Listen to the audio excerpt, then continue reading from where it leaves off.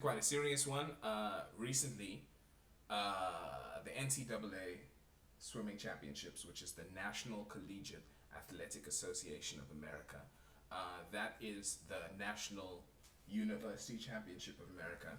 And unlike South Africa, university championships are taken extremely seriously in America because it's a stepping stone to the Olympics, and often it's the beginning of most people's careers. And it's very highly publicized too. So it's actually screened on television like a sporting event and all that kind of stuff. And this year they allowed a transgender swimmer by the name of Lia Thomas, who transitioned, I believe, in 2018 from male to female. At which point, Lia Thomas, they were, when they were still a man, they ranked 400th in the NCAA. And now, Lia Thomas, they have just won first place at the NCAA Championship against women. How funny. And it's a very controversial topic for obvious reasons. So let's watch this and then we're just going to get a quick reaction to it. University of Pennsylvania swimmer Lia Thomas taking first place in the NCAA 500-yard freestyle. She is the first transgender athlete to be crowned NCAA champion, but not without controversy because critics say she has an unfair physical advantage over the other swimmers and should not have been allowed to compete. Now, second place went to University of Virginia swimmer Emma Wyant, who won a silver medal in last year's Tokyo Olympics. She's getting an outpouring of support on social media, with some calling her the true winner. And we saw, Lauren, at that medal ceremony, the crowd was virtually silent when Lia Thomas was announced the winner, the first place winner, and yet they went crazy cheering for the second place Because winner. Lia Thomas went through puberty, right, as a boy. She has bigger lungs, bigger arms, bigger hands, and now she's competing against women who don't have that physically. So they viewed the second place winner, Emma Wyant, as the first place winner.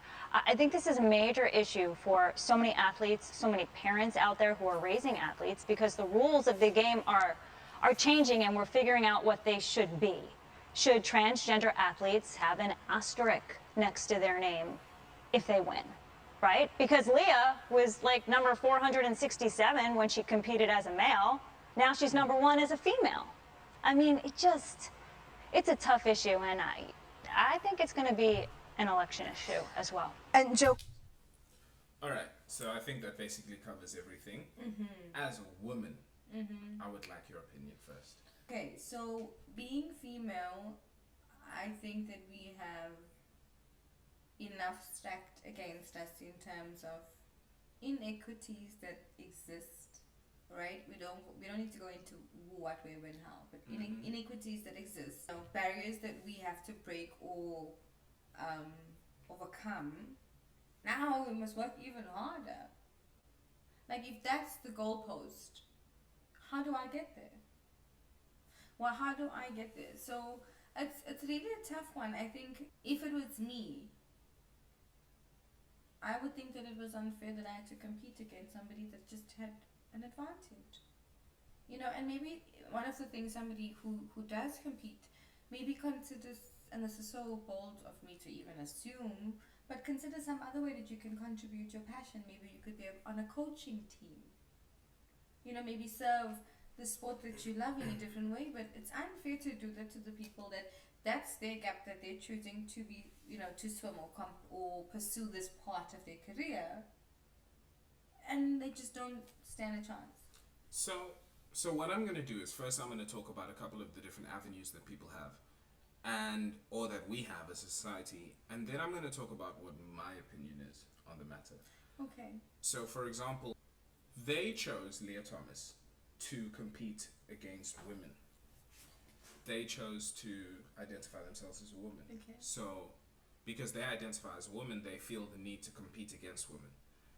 The options that people have given me is A, we create a category just for transgender athletes, which a lot of people are against because the whole idea is that there aren't enough transgender athletes to create a competitive notion, and the whole idea is that by us forcing Lia Thomas to compete against men, we are misgendering, and thus we're discriminating against. Or she's incapable of competing, which is an unfair thing because, you know, it's a basic human right. You should have the right. So I see why it's tricky. But now, a radical thing that somebody came to me with that was, I thought, quite interesting was somebody proposed the notion of, what if we created an open division?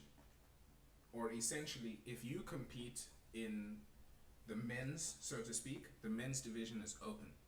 So you can be a woman and come, and if you beat the guys, you beat the guys. You won open. It'll mostly be dominated by men, but if you're a transgender athlete, you compete in open.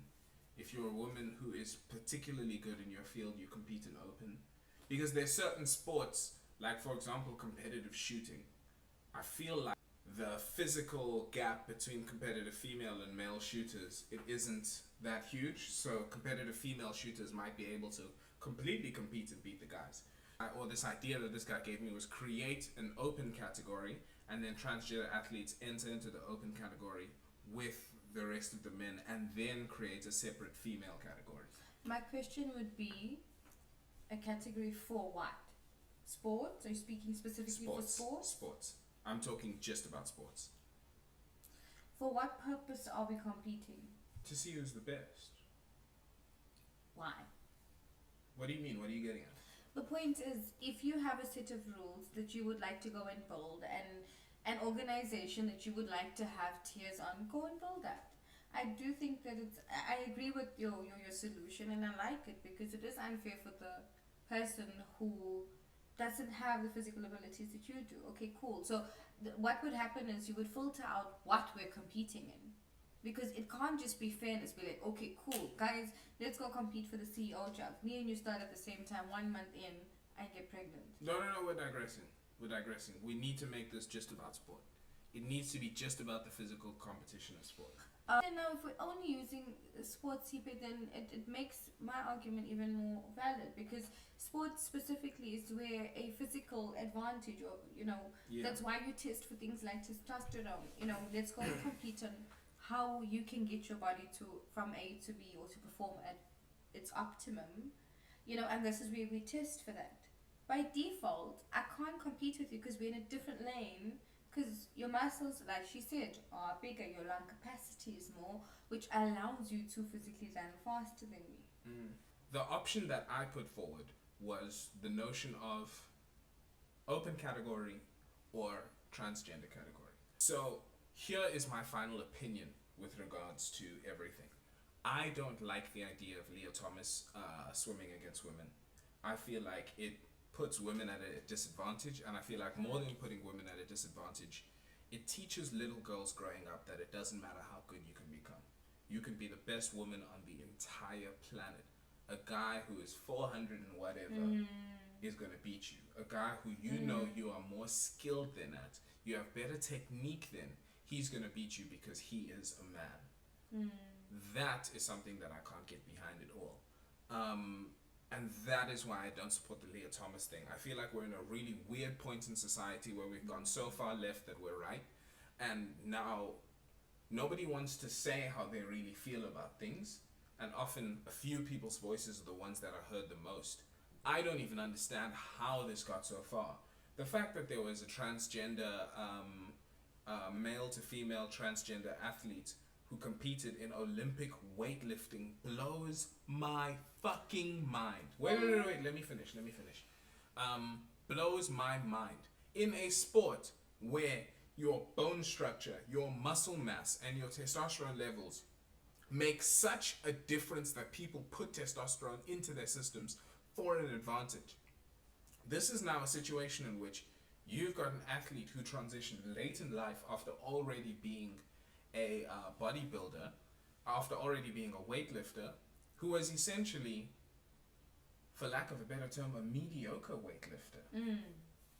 But compared to the women's records, excellent weightlifter. It got to the point where bodybuilders were breaking women's weightlifting records in the gym to showcase how big the disparity was, and it was a challenge on social media. Random dudes would just be like, I'm breaking the women's deadlift record. Boom. And then they do it for reps. Because of the fact that it's just like the physical, the bone structure, the muscle, it's totally different.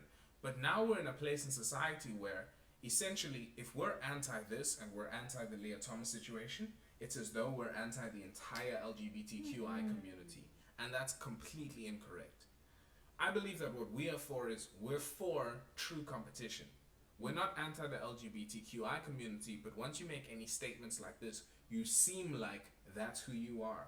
You seem like you're a person who is transphobic. That's the term that immediately gets thrown at you.